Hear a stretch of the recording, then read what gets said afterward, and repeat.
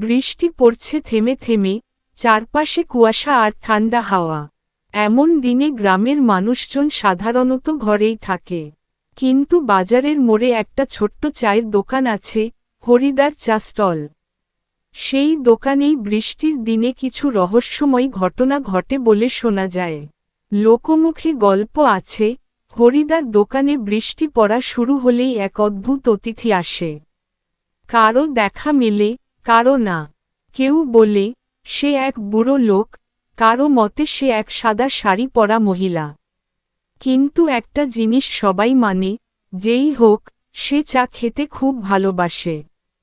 তবে এই গল্প শুনে শহর থেকে আসা তরুণ লেখক অয়ন শুধু হেসে বলেছিল, সব গাঁজাখুরি। আমি নিজে গিয়ে প্রমাণ করব এসব আজগুবি।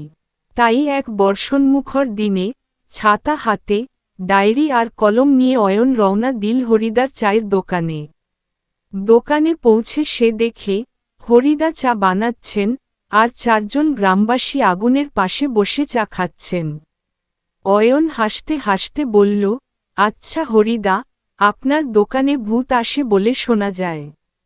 সত্যি? হরিদা একটু চুপ করে থাকলেন। তারপর ধীরে বললেন, আসে। তবে শুধু বৃষ্টির রাতে। চুপচাপ বসে থাকে, এক কাপ চা খায়, টাকা রেখে যায়।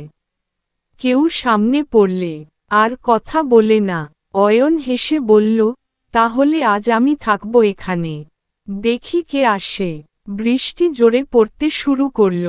ধীরে ধীরে দোকান ফাঁকা হতে লাগল।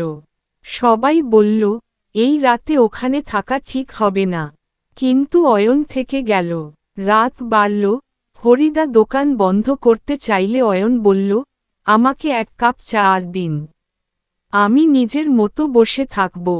হরিদা মাথা নাড়লেন, যা খুশি করো। তারপর চলে গেলেন। চারদিক নিস্তব্ধ, শুধু বৃষ্টি আর মাঝে মাঝে বিদ্যুতের ঝলকানি। অয়ন একা বসে চা খাচ্ছিল, হঠাৎ একটা ঠান্ডা হাওয়া বইল। আর দোকানের পাশে একটা ছায়ামূর্তি যেন ভেসে উঠল। সে সাদা শাড়ি পরা একজন মহিলা। চুপচাপ এসে বসে পড়ল সামনের বেঞ্চে। অয়নের গা শিউরে উঠল। সে বলল, আপনি কে? মহিলা কিছু বলল না, শুধু টেবিলে টুং করে একটা 25 টাকার পুরনো নোট রাখল। অয়ন কাপা গলায় বলল, আপনি কি ভূত? মহিলা মুখ তুলে তাকাল। তার চোখে জল, ঠোঁটে একটুখানি হাসি। আমি ছিলাম রূপা। এই দোকানেই একদিন প্রেম করতাম। এক কাপ চা আর দুটো বিস্কুটে কেটে যেত একটা সন্ধে। কিন্তু একদিন বর্ষার ঝড়ে আমার সাইকেল উল্টে খালে পড়ে মৃত্যু হয়।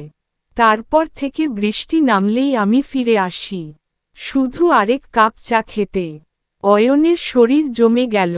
সে চুপচাপ বসে রইল।